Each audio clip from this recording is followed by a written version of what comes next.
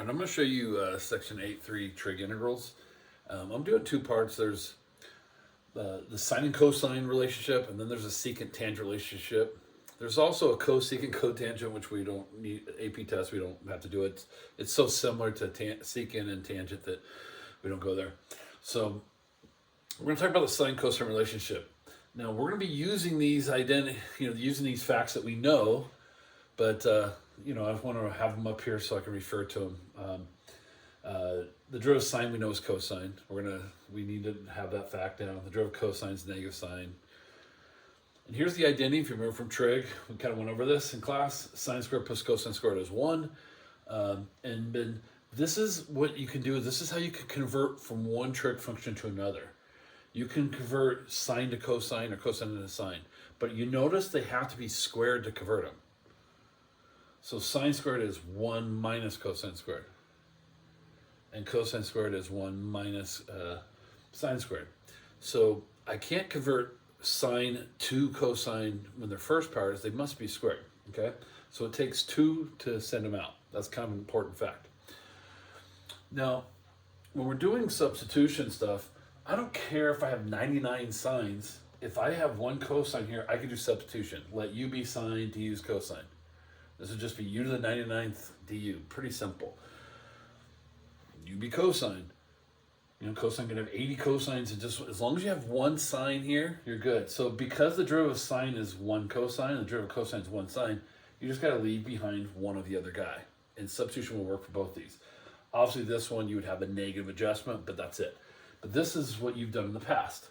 Well, what do we do, though, if they both have multiple powers?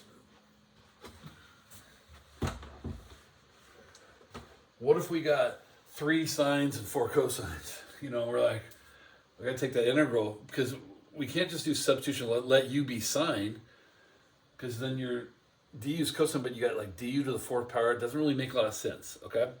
So what we have to do is we have to use our identities. We're going to use this facts right here, these facts, to knock this down. Now here's the thing is you have to leave 1. So if you remember, I had sine 99 and 1 cosine. So I can either have all sines and 1 cosine, or I can have all cosines and 1 sine. That's what I have to have. So I go, I got to change. Who do I change then? Well, remember, it takes 2 to change. So the key is in this, and they have these, explanations in the book. Like, well, if this letter's odd, this one's even, let's use our brain instead of trying to memorize a formula. It'll stay forever.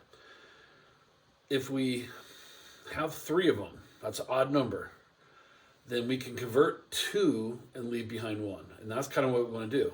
If you have 5, we convert these, we leave 1. So as long as we have an odd number of something, so for example, I have an odd number of sines here, I can convert 2 of them to cosines and I'll leave behind 1 sine. So here's how that would work. That's my big integral sign there, a little bigger there.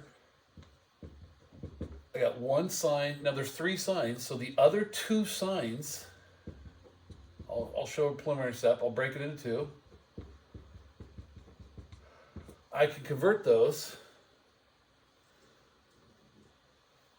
to 2 cosines. So I convert that one.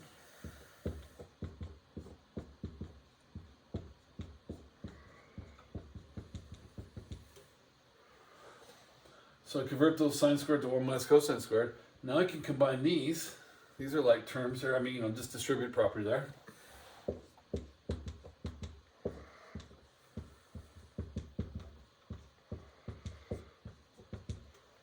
So I distribute this cosine to the 4th. I get cosine to the 4th minus cosine to the 6th.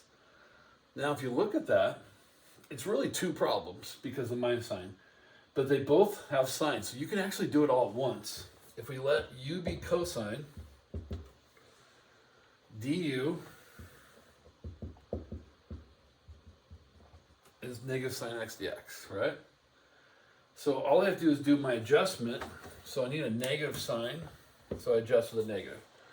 Now if you substitute this, I'll underline the u. This is u. Those are both u minus u.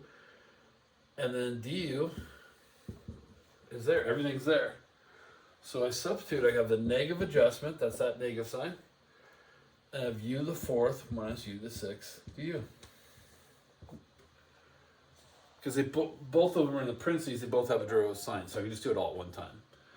All right, so the integral of this, negative u to the 5th over 5 plus u to the 7th over 7 plus c. So I just add 1, take the integral. I distribute that minus sign, make that guy negative, that guy positive, and then we put u back in.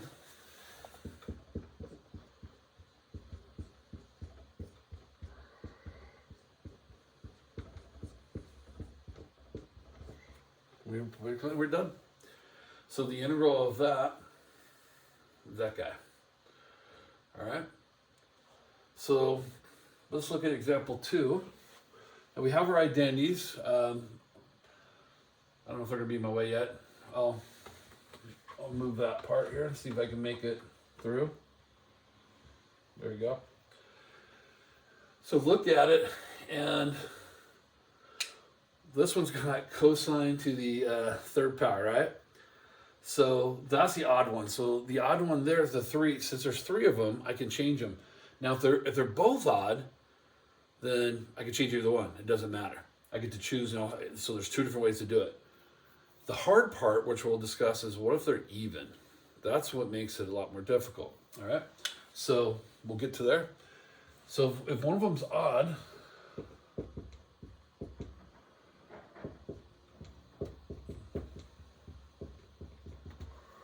you don't have to write that step, and I'm doing that for our notes here to show that to you, is I could take that cosine squared, I'm going to use this one on the bottom here, and it's 1 minus sine squared. So I can replace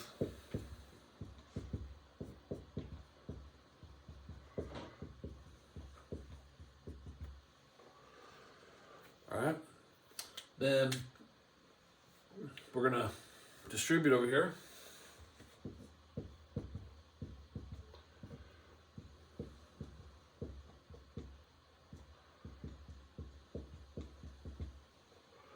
So you see I have all sines and only one cosine. That's what I want to get. I distribute this 6 in here. And I got 6, and then 6 and 2 is 8. So if I do substitution here, u is sine, u is cosine, you got u, and then du, everything's there. It's all nice. So I have u to the 6 minus u to the 8th du. Integral of that. U to the 7th over 7. U to the 9th over 9th plus c, just add 1, take your basic integral, and then we're going to plug sine back in and finish that up.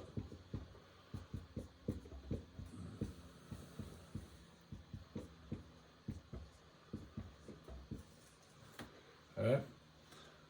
And so that's really how you do it when there's sine cosine. So if one of them's odd, we just convert them. I mean, if there was 5 though, if this was 5 cosines, then I would have to convert this twice. I'd have a 1 minus sine squared, because there's 2 sets of 2, and then that would make it much bigger and longer, but it would still work. So if it's odd, you can change it. Where it gets really difficult is when you have them both even, because you can't just convert 2 to get rid of them. So we have to use other identities, and we have to figure that out. All right. So I will show that in another video when they're even, and then I'll show in a video with the secant and tangent. Okay.